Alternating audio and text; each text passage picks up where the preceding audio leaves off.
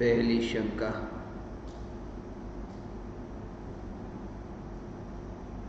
अहो अहो श्री सद्गुरु, करुणा सिंधु अपार,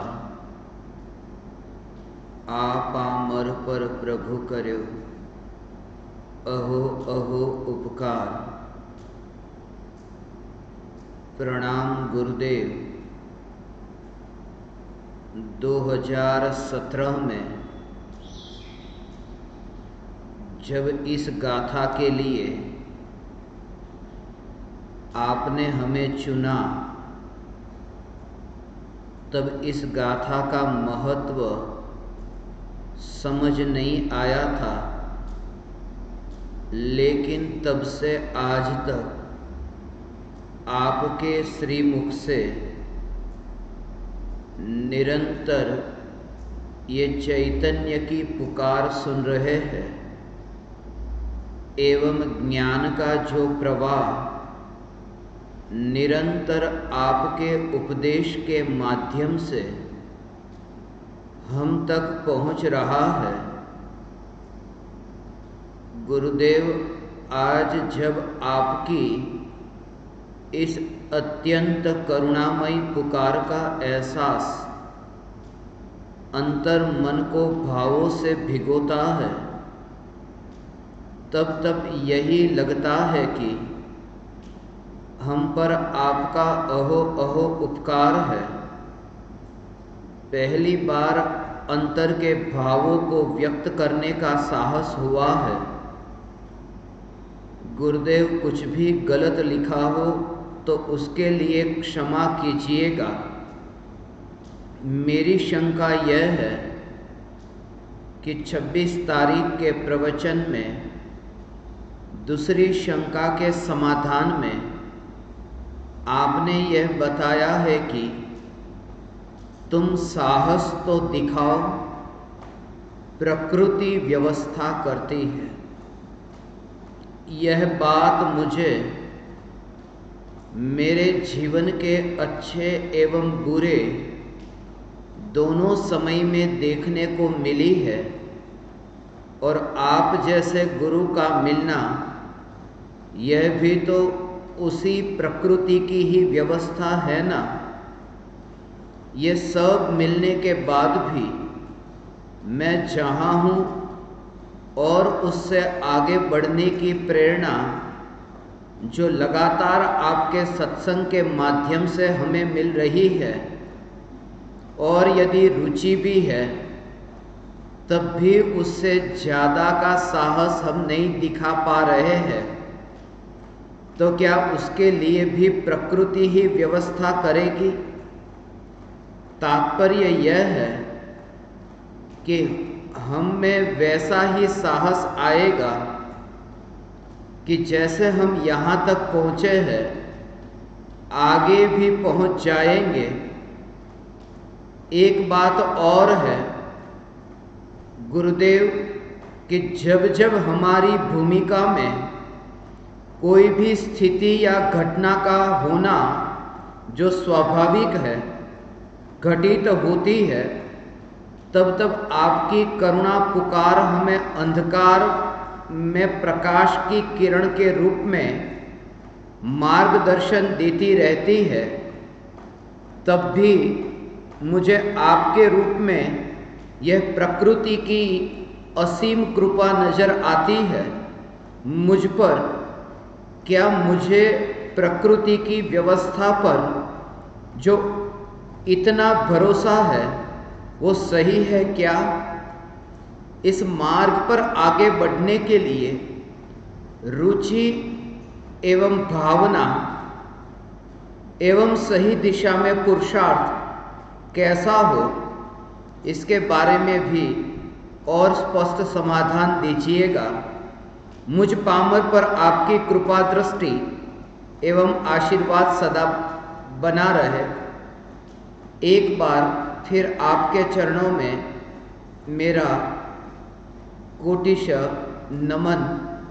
गुरुदेव, आपकी परोक्ष ज्ञान दीपक अलका दिनेश जैन, रामगंज मंडी।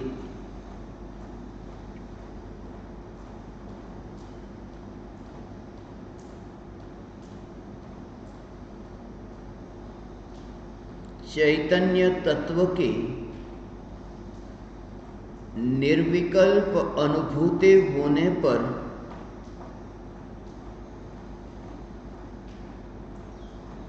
सद्गुरु को श्रद्धा में स्थापित किया। सद्गुरु में यह श्रद्धा हुई कि जो आपने तत्व का स्वरूप समझाया, उस स्वरूप का मैंने अनुभव प्रमाण से स्वीकार किया। चैतन्य तत्व की अनुभूति होने पर ऐसी यथार्थ भक्ति गुरु के प्रति उमड़ती है, जो परम कृपालु देव ने अहो अहो श्री सद्गुरु करुणा सिंधु अपार आप आमर पर प्रभु कर्यो अहो अहो उपकार के रूप में ये अंतर की भक्ति को व्यक्त किया। आत्मा की अनुभूति होने पर, चैतन्य तत्व में श्रद्धा स्थापित होने पर प्रकृति की यथार्थ श्रद्धा होती है। इसलिए सबसे पहले मैं यह बात बताना चाहूँगा कि जो प्रकृति पर श्रद्धा रखो, प्रकृति व्यवस्था करेगी। यदि तुम्हारी भावना है तो प्रकृति व्यवस्था करेगी।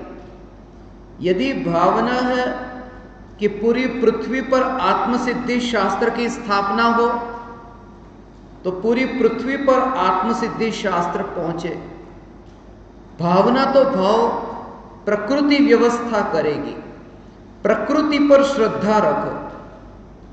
जब भी मैं ये कहता हूं कि प्रकृति पर श्रद्धा रखो, इस प्रकृति का अर्थ कोई परमात्मा नहीं है। इस प्रकृति के पीछे दो जो सूक्ष्म भाव है, उन भावों को यदि तुमने समझा तो फिर तुम्हें प्रकृति की व्यवस्था पर श्रद्धा कैसे रखनी वह भी समझ में आ जाएगा। पहले प्रकृति की व्यवस्था को समझे।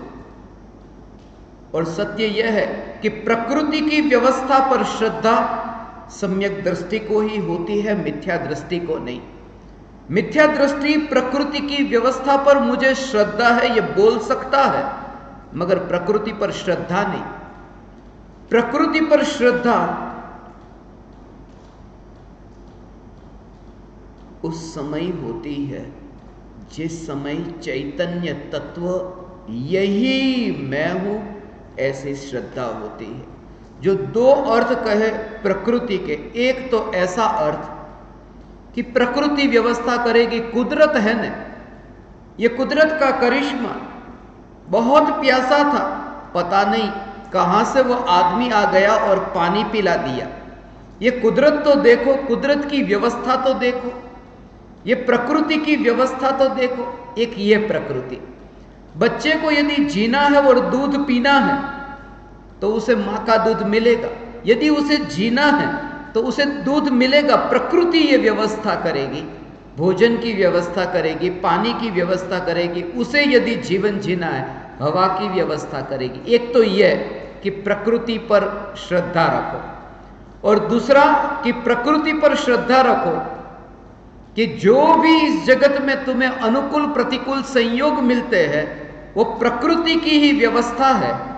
अर्थात अघाती कर्म की जो 101 प्रकृति है, उन प्रकृतियों में से ही किसी न किसी प्रकृति का उदय आया है कि ये संयोग सामने तैयार हुए हैं। अनुकूल और प्रतिकूल संयोग, ये दोनों संयोग अनुकूल और प्रतिकूल, ये तभी जब कोई न कोई प्रकृति उदय में है, अघाती कर्म की प्रकृति। तो एक बात तो ये पक्की है कि प्रकृति की व्यवस्था में, या चाहे कहो कुदरत की व्यवस्था, चाहे ये कहो कर्म की प्रकृति की व्यवस्था, मगर सम्यक दृष्टि को ही यह श्रद्धा है। क्यों? क्योंकि जो प्रकृति है वो प्रकृति वो अजीव तत्व है। जो कर्म की प्रकृति है वो जो पुण्य पाप की प्रकृति है वो अजीव तत्व है, और जो विश्व की व्यवस्था रूप जो कुदरत की जो प्रकृति कहते हैं, विश्व की व्यवस्था, वो सहज होती है। वो सहज होती है, वो सहज प्रकृति का जो स्वरूप है वो द्रव्य की स्वतंत्रता, वो द्रव्य की स्वतंत्रता, वो क्रमबद्ध पर्याय के सिद्धांत की श्रद्धा, वो भी उन्हें ही होती है जिन्हें चैतन्य की श्रद्धा होती है। तो अजीव तत्व माने कर्म की प्रकृति, और विश्व की जो व्यवस्था, वो पूरे विश्व की व्यवस्था अर्थात 6 द्रव्यों की ये जो व्यवस्था है वह, जिसे मैं चैतन्य तत्व हूं ऐसी श्रद्धा होती है, उन्हें ही प्रकृति पर श्रद्धा होती है। इसलिए जैसी तुम्हारी भावना होगी प्रकृति ऐसी व्यवस्था करेगी। भावना तो भाव, और भावना फलित होती है कि नहीं? भावना फलित होती है। बेंसरी बेन ये कहते थे, शुभ भावना हो तो फलेगी, अशुभ भावना नहीं फलेगी। वो ऐसा कहते थे। इसको अच्छी तरह समझना, ध्यान से समझना, आंख खुली रख करके एक समय के लिए आंख बंद मत करना, ध्यान में अभी मत जाना। जो मैं अभी तुमको कह रहा हूं उसे ध्यान से आंख खुली रख करके सुनना कि शुभ भावना जो है वो शुभ भावना वो फलेगी, और अशुभ भावना है वो नहीं फलेगी। उसका वो जो स्वरूप है वो थोड़ा समझो कि शुभ भावना है वो फलेगी, अर्थात जो शुभ भावना भाई, उससे बंधा कौन सा कर्म? कि पुण्य का कर्म बंधा, कि पुण्य का कर्म जो बंधा है उसका जब उदय आएगा तो तुम्हारी जो भावना थी वो भावना पुण्य का उदय वो जब आएगा तो वो भावना भी फलेगी। वो जो बंधा है ना, जैसे तुमको एक दृष्टांत से समझने के लिए कि अभी तुम अपने घर में हो और ये भावना भाई कि गुरु का योग मुझे प्राप्त हो, तो ये भावना जो है कि सद्गुरु मुझे मिले, कि भावलिंगी संत के मुझे दर्शन हो, ये भावना भाई। तो भावलिंगी संत के दर्शन हो, ये भावना, ये शुभ भाव है, और इस शुभ भाव से बंधा पुण्य, और सद्गुरु के जो दर्शन होते हैं वो पुण्य के उदय से होते हैं। तो अभी सद्गुरु के दर्शन हो समझने के लिए, आज रविवार का दिन है, ये समझने के लिए कि रविवार का दिन है और ये भावना भाई कि गुरु के दर्शन हो तो पुण्य बंधा रविवार को, और सोमवार के दिन गुरु के दर्शन हुए 24 घंटे के बाद में, तो जो रविवार को जो पुण्य बंधा था वो बंधा हुआ पुण्य 24 घंटे के बाद में उदय में आया कि गुरु के दर्शन हुए, कि गुरु के दर्शन हुए। उसके पीछे कौन? कि पहले जो भावना भाई थी जिससे पुण्य बंधा, वो अभी प्रकृति उदय में आई, और भावना भाव भावना फलेगी। ये शुभ भाव के लिए ऐसा कहते हैं, बाकी तो द्रव्य की स्वतंत्रता कुछ और न्यारी है कि भाव उस समय की पर्याय है, और वर्तमान में जो गुरु का योग हो तो भविष्य की पर्याय है। वो भाव था वो जीव की पर्याय है, और ये गुरु का योग जो हुआ ये शरीर की, ये तो पुद्गल की अवस्थाएं है। तो ये से सिद्धांत की दृष्टि से गहराई में जाओगे तो कोई किसी का कुछ नहीं करता, कोई भावना कुछ नहीं करती, मगर व्यवहार के दृष्टिकोण से देखे तो भावना होती है, भावना फलित होती है, यह भी सत्य है। इसलिए तीर्थंकर प्रकृति जो बनती है वो षोडश कारण भावना, ये कहा भावना तो भाव, वो भावना भाई थी, और जैसी भावना भाई ऐसी वहां फली। सिर्फ भावना तो भाई, कैसी भावना? कि मुझे अभी हिंदी भाषा आती है, मुझे कुत्ते की भाषा नहीं आती, बिल्ली की भाषा नहीं आती, गाय भैंस की भाषा नहीं आती, मगर ऐसा भाव कि काश मैं गाय भैंस की, कुत्ते बिल्ले की भाषा जानता तो मैं उसे भी उसकी भाषा में ये वाणी समझाता, ऐसा भाव आता है। उस भाव से तीर्थंकर प्रकृति बनती, ये एक दृष्टांत है।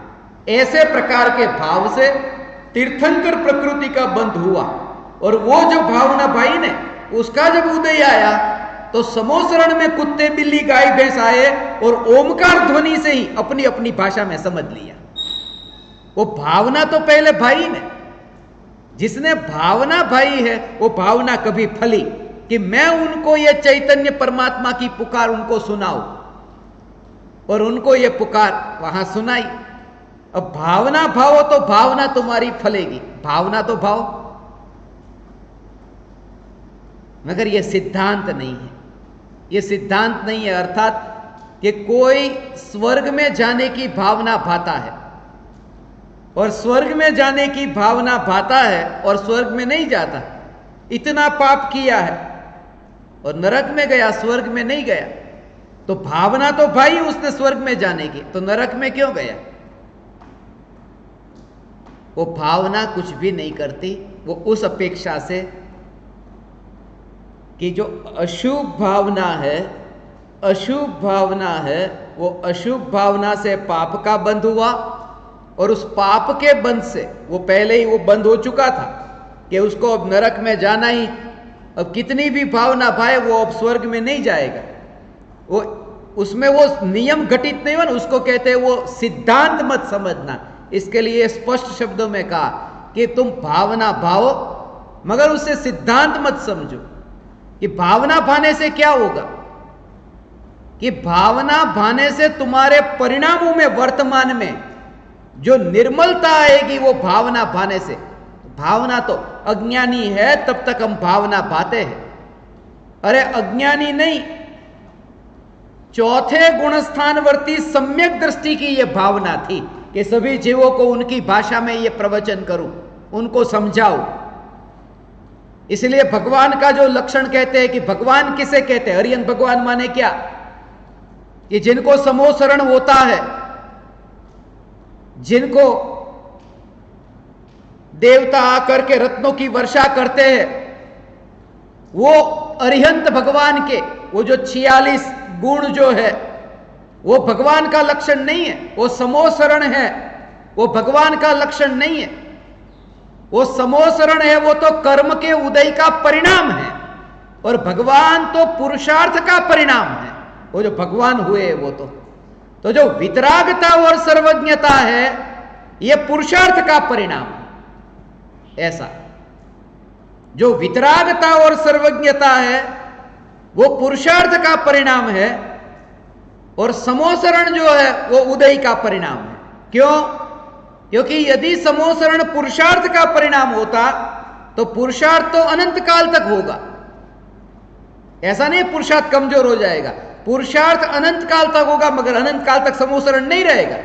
वो जब तक वो कर्म की प्रकृति है तब तक समोसरण रहा, उसके बाद नहीं रहा। माने वो कर्म के उदय का परिणाम है।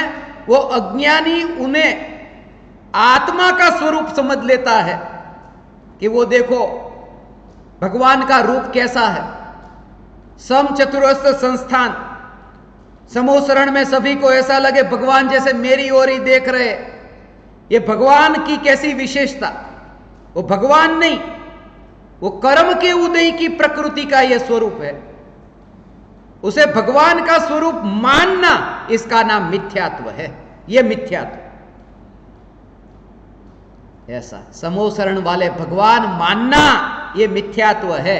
वो ऐसा मिथ्यात्व है जैसे अपने को घर वाला मानना। और जिन्होंने ये उपदेश दिया कि तुम भी वो घर वाले नहीं हो, देह रूपी घर वाले तुम नहीं हो, जिन्होंने हमें ये कहा कि तुम देह में रहने वाले नहीं हो, तुम परमात्मा हो, उनको ही हमने ऐसे माना कि तुम समोसरण वाले हो। उनको भी नहीं बख्शा, उनको भी नहीं बख्शा, उनको भी ये कि तुम भी समोसरण वाले हो। वो ऐसा ही है, जो अपने को इस घर वाला मानता है वो उन्हें समोसरण वाला मानता है। इसलिए यहां जो भावना भाई कि हम मिले, खुली आंख बिल्कुल बंद नहीं चाहिए। अभी जो सिद्धांत सुनना है वो बिल्कुल खुली आंख।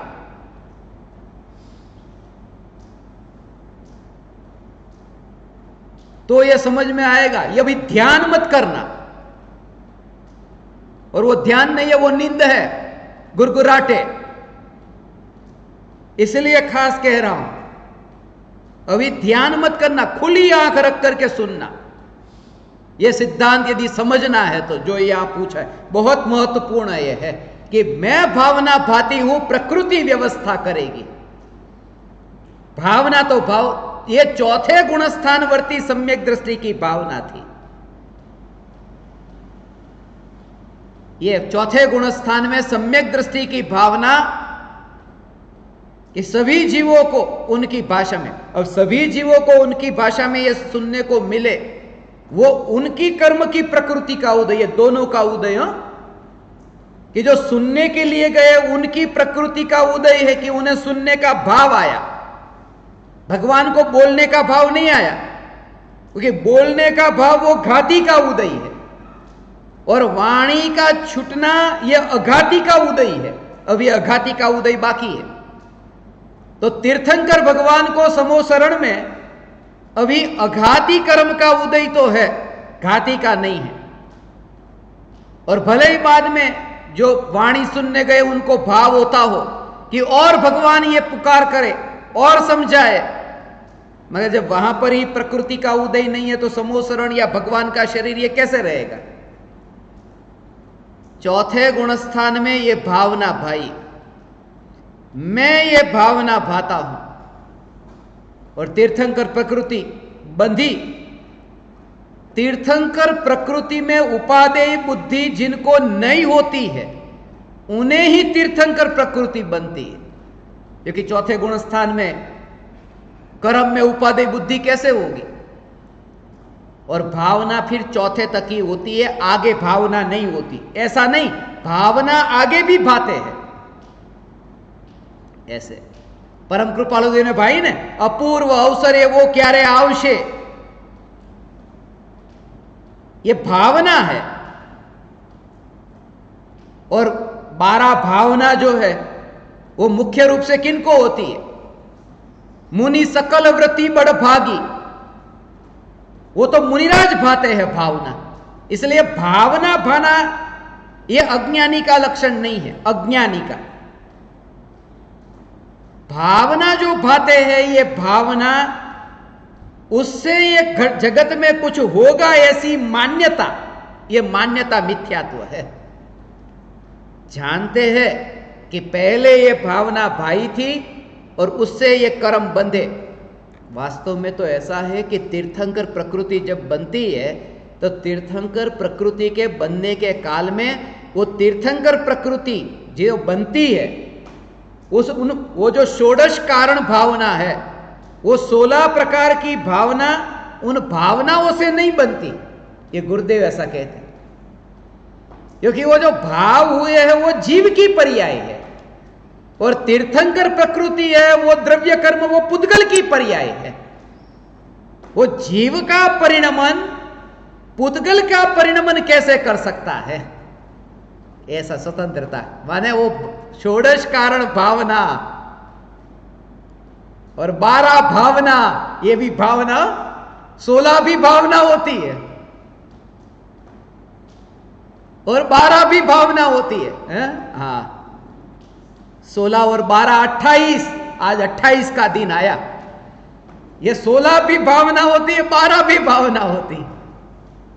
मगर भावना को स्वतंत्र जानना और जो बाहर में संयोग मिले हैं उन संयोगों को कर्म के उदय का परिणाम, ये संयोग। तो एक बात तो पक्की हो गई कि एक जीव को किसी जीव का संयोग हुआ, वो कर्म के उदय के निमित्त से होता है। कर्म करता नहीं है, कर्म करता नहीं, मगर कर्म का उदय निमित्त तो रहेगा ही रहेगा ना। जब एक जीव को किसी का निमित्त के रूप में तो होगा ना कर्म। जब एक जीव का किसी दूसरे जीव निमित्त की हाजिरी तो होगी ना। कोई न कोई कर्म का उदय निमित्त चाहिए नहीं, होता है एक जीव को दूसरे जीव का। यह बात भी निमित्त की अपेक्षा से भी सच्ची नहीं है। निमित्त की अपेक्षा से हो, एक जीव को दूसरे जीव का योग कर्म के उदय के निमित्त से नहीं होता, मगर एक जीव को दूसरे जीव का योग जो होता है संयोग, उसमें कर्म का उदय निमित्त हो यह नियम नहीं है। क्यों? क्योंकि चंद्र प्रभु स्वामी और पारसनाथ स्वामी अभी कहां है? तो चंद्र प्रभु स्वामी जहां विराजमान है सिद्धशिला पर, और उनके संयोग में पारसनाथ भगवान गए ना, उनके संयोग मानो उनके पास में। अब समेत शिखर से ही मोक्ष गए तो ऊपर ऊपर, तो एक तो ऊपर थे ही और दूसरा जीव वहां ऊपर, तो अब संयोग रहा कि नहीं? तो दो सिद्ध भगवान का संयोग, पास पास में रहना, यह संयोग दोनों सिद्ध भगवान का, मगर दोनों को कोई कर्म का उदय निमित्त नहीं, क्योंकि कर्म ही वहां रहे नहीं। तो जीव को जीव के साथ रहना हो तो भी कर्म के उदय के निमित्त की जरूरत नहीं है, ऐसा यह स्वरूप है। ये प्रकृति, कर्म की प्रकृति, तब तुम्हें समझ में आएगा कि हमारा भी जो यहां होना है उसमें भी कर्म नहीं, मैं अपनी जगह तुम अपनी जगह, यह स्वतंत्रता है, यह स्वतंत्रता है। यह खुली आंख से ही समझ में आ सकता है, बंद आंख से नहीं। इसलिए आज का जो स्वरूप है ना, उसको अच्छी तरह समझना कि ये जो प्रकृति की व्यवस्था, कर्म के सिद्धांत कैसे, तुम भावना भावो, भावना फलेगी, भावना फलेगी। जो भावना भाते वो भावना फलती है। अर्थात अभी तुमने भावना भाई, वो भावना फलेगी फलेगी फलेगी। अभी तो क्या कहा था कि पुण्य की भावना फलेगी, अब आगे की बात कि पाप की भी फलेगी। भावना तो भाव, जैसे तुमने भावना भाई कि मैं उसको मारूं, कि उसी समय भावना फलित हो गई कि कर्म आ गए और बंध गए, उसका फल मिला कि नहीं? तो जो भावना तुम भाते वो तात्कालिक फलित हो जाती है, उसका फल तो उसी समय मिल गया, वो बंध गई, आकर के आत्मा के साथ में बंधन को प्राप्त हो गई।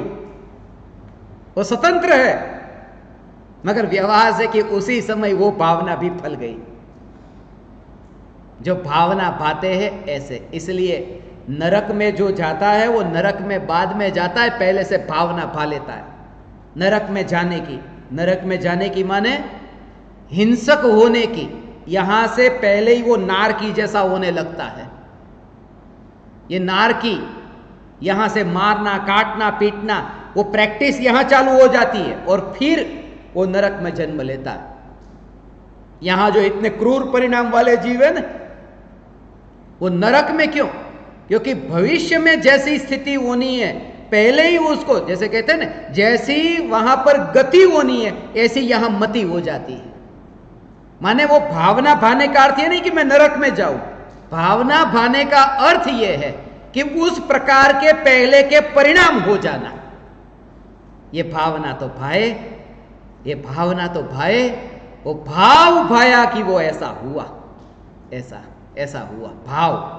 तो पर्याय में जब निर्विकल्प होता है, अब ये बात धर्म में जब पर्याय में निर्विकल्प होता है तब मैं अनुभूति 4 बजे हुई, मगर उससे पहले मैं निर्विकल्प,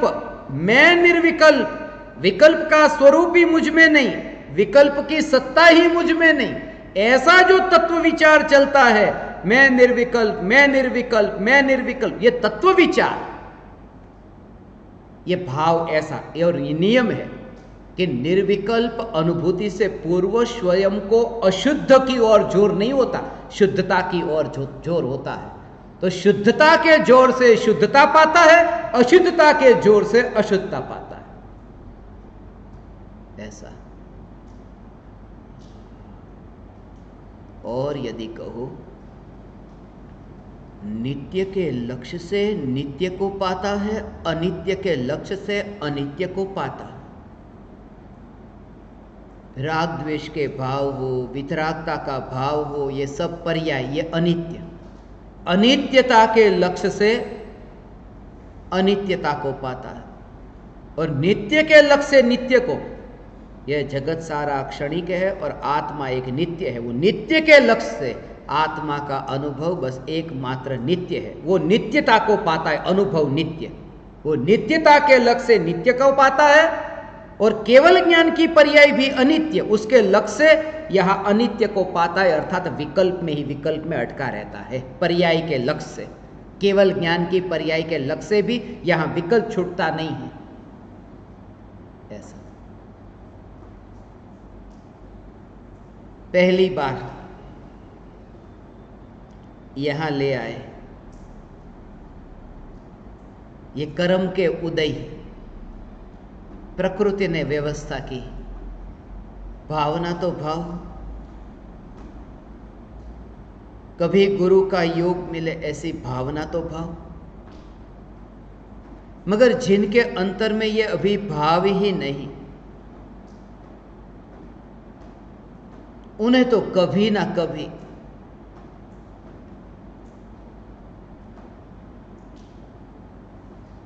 प्राप्ति होगी। भाव, भाव तो भाव, भगवान होना है ऐसा भाव तो भाव, कितना सूक्ष्म स्वरूप है ये। निगोद का जीव निगोद में से जब बाहर निकला, कितनी भावना भाकर निकला। जब कीड़े में गया और सीधा मनुष्य होकर के मोक्ष में गया। यह प्रति समय की पर्याय की ऐसी स्वतंत्रता, यह व्यवहार की भाषा में ऐसा कहते हैं भावना भाना, मगर सिद्धांत में तो ज्ञानी की श्रद्धा में यह है कि प्रत्येक पर्याय स्वतंत्र है। एक पर्याय अगली पर्याय की भी करता नहीं, तो एक पर्याय दूसरी पर्याय की करता कैसे? और इससे क्या होगा? चैतन्य का जोर आएगा कि कोई भी पर्याय ऐसा हो एक दूसरे के अंदर कहीं नहीं। अनंत सिद्धों के साथ में योग हो जाए तो एक में दूसरे सिद्ध भगवान नहीं, ऐसी जो स्वतंत्रता, एक में अनंत का वास होने पर भी जैसे एक सिद्ध दूसरे सिद्ध में कहीं नहीं मिलते, ऐसे ही एक पर्याय दूसरी पर्याय में कहीं मिलती ही नहीं, दूसरी पर्याय की कहीं कर्ता बनती नहीं। और यह सिद्धांत समझने पर फिर उसकी भी पकड़ छूटेगी। ये जो बार बार ये प्रश्न हो रहा है ना, प्रकृति व्यवस्था करेगी ना, प्रकृति व्यवस्था करेगी ना, कभी ना कभी तो ये योग होगा ना, प्रकृति व्यवस्था करेगी ना, वो भाव ही नहीं आता। ये भाव जरूर आता है। ये वो तीर्थंकर प्रकृति ऐसे नहीं बनती कि अभी मैं भाव भाता हूं, अभी मैं भाव भाता हूं कि उनको मैं उपदेश दूं, तो ऐसा अभी मुझे भाषा तो आती नहीं कुत्ते बिल्ली की, मगर ये भाव भाता हूं कि तीर्थंकर प्रकृति बंधेगी और कभी फिर मैं उनको उनकी भाषा में उपदेश दूंगा। ऐसा भाव थोड़ी है वहां कि मेरी भावना तो कभी ना कभी तो फलेगी नहीं, आज भाता हूं, ऐसा भी भाव नहीं है। वो भावना आए बिना नहीं रहती, ऐसा उस भूमिका में वो भाव आए बिना नहीं रहता, मगर वो भावना कभी तो फलेगी, ऐसी आशा लगाकर बैठना, वो तो घोर मिथ्यात्व है कि अभी भावना भाव कभी ना कभी तो मिलेगी, अभी तो भावना भाव कभी ना कभी तो मिलेगी। वही वो भावना में भी जहर उसमें छुपा हुआ है, भविष्य की आकांक्षा का। ऐसा तीर्थंकर प्रकृति तो है ही मानी है और ये भावना उत्पन्न हुई है।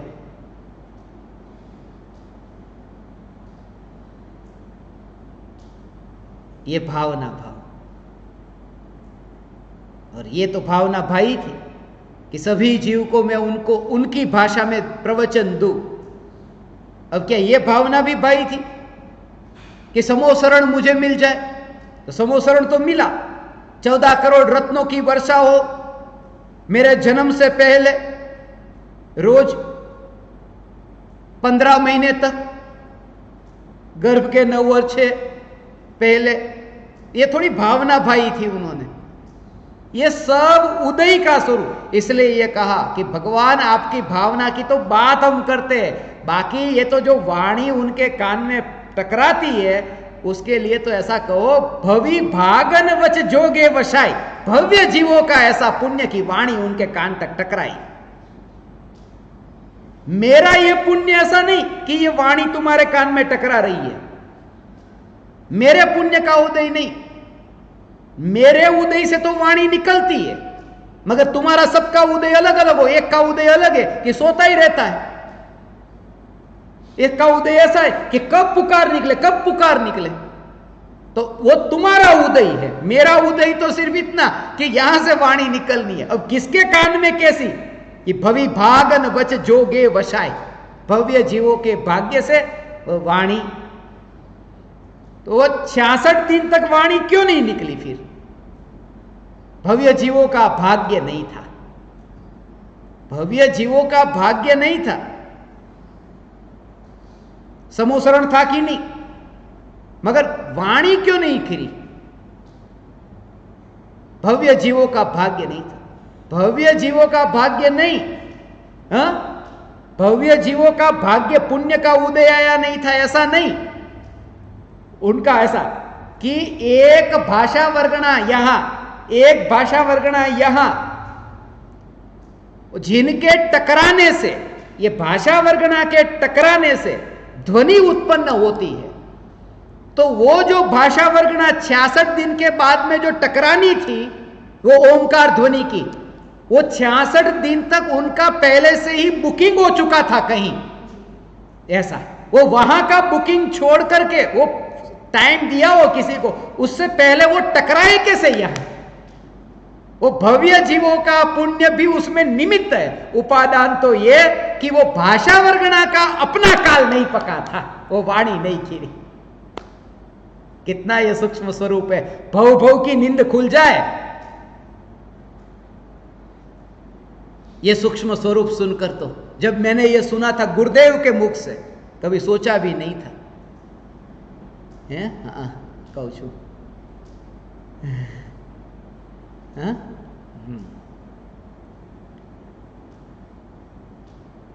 तीर्थंकर भगवानना पग જમીનને સ્પર્શતા નથી, એમાં મોટી વાત શું? આપણા પગે તે જમીનને સ્પર્શતા નથી। એમ તીર્થંકર ભગવાન જમીનની ઉપર છે ને, कि આપણા પગ અહીંયા જમીન ગરમ છે ને પગ અડે છે, ખબર તો પડે છે, पता तो चलता है कि नहीं, छूते ही नहीं। छुआ तो तब माने जब यहां के परमाणु का उत्पाद व्यय द्रव्य जमीन के परमाणु के उत्पाद व्यय द्रव्य में कहीं मिल जाए। इस अपेक्षा से ये एक परमाणु दूसरे परमाणु को छूता नहीं। भावना भाव, भावना फलेगी, ये मैं नहीं कहता। मैं तो सिर्फ इतना कहता हूं कि चैतन्य तत्व पर जोर हो और भावना जैसी हो ऐसी, उन भावना में भेद विज्ञान हो। कैसी भावना भाना ये मैं नहीं कहता, मैं तो ये कहता हूं कि भावों में भेद विज्ञान, इससे महान कोई भावना नहीं। ऐसा है। और भावना भाना फलेगी। भावना भाना तो एक भावना भाना, आत्मा आत्मा राम की भावना भाना। आत्म भावना भावता जीव लहे केवल ज्ञान रे, ये भावना, ऐसा ये स्वरूप है। उन्होंने पूछा तो बहुत कुछ है,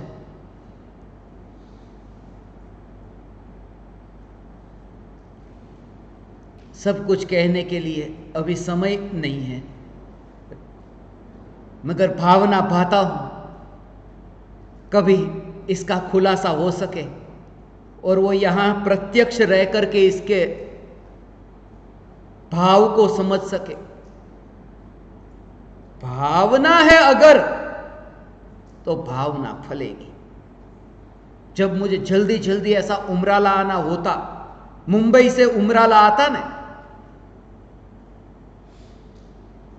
तो भावनगर के एयरपोर्ट पर उतरता तो पहले ही कि भावना अगर, भावना अगर, भावना अगर होगी तो भावनगर पहुंच जाएगा।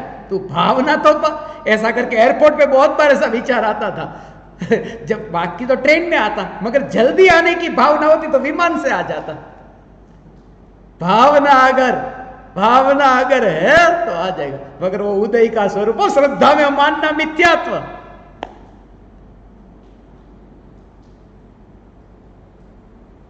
ऐसा ये उदय का परिणाम, और वास्तव में तो द्रव्य की स्वतंत्रता, उदय भी उसमें निमित्त मात्र है। प्रकृति सहज व्यवस्था करती है, प्रकृति व्यवस्था करती है। ऐसी कोई प्रकृति का जब ऐसा उदय आता है, ऐसी प्रकृति का उदय आता है, उदय का अभाव नहीं हो, मेरी बात समझना, ऐसी प्रकृति का उदय आता है जब मोक्ष होता है।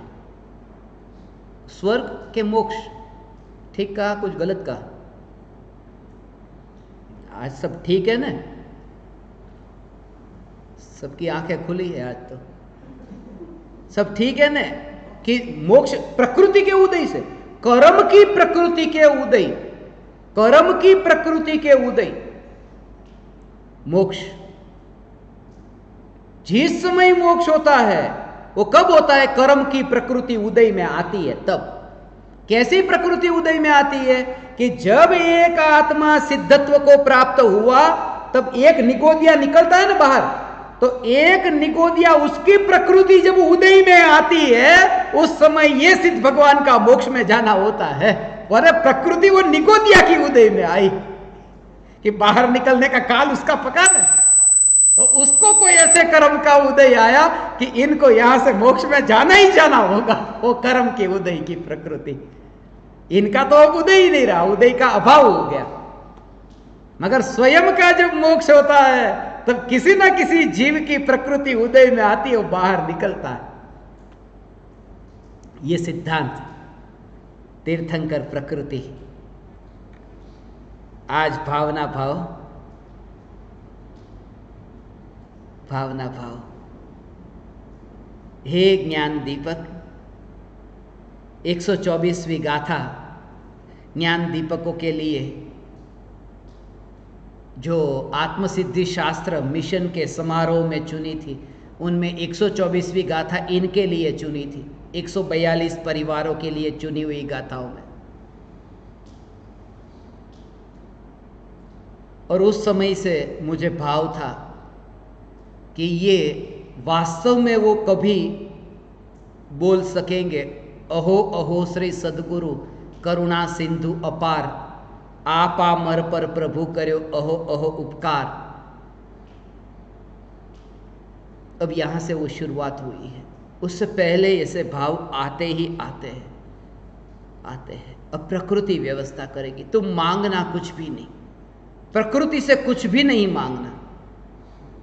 मांगने में भिखमंगापन है, और गुरु के पास में वहां मांगना क्या? वहां तो ये रहा, मांगना वहां होता है जहां बुद्धि है। बुद्धि हमेशा मांगती है, हृदय तो देता है। और गुरु की भक्ति बुद्धि से नहीं, हृदय से करना। हृदय समर्पण करता है कि ये रहा मैं आपके चरणों में समर्पित, और उस पर जो बरसता है वो अपार है। इसलिए कहता हूं, बैंक लोन उसे देती है जो नहीं मांगता है, मांगने वाले को नहीं देती। नहीं मांगता है, सामने से फोन करती है, लोन चाहिए? करोड़पति कहते नहीं चाहिए लोन, लोन चाहिए। जिनके पास है उनको और प्रकृति व्यवस्था करती है देने के लिए, नहीं है उनको कुछ भी नहीं, तुम्हें नहीं मिलेगा। आज तुम्हारे पास भाव है, कल योग भी होगा। हे चैतन्य परमात्मा, हे ज्ञान दीपक, बस अवध दूरी लंबे काल तक नहीं।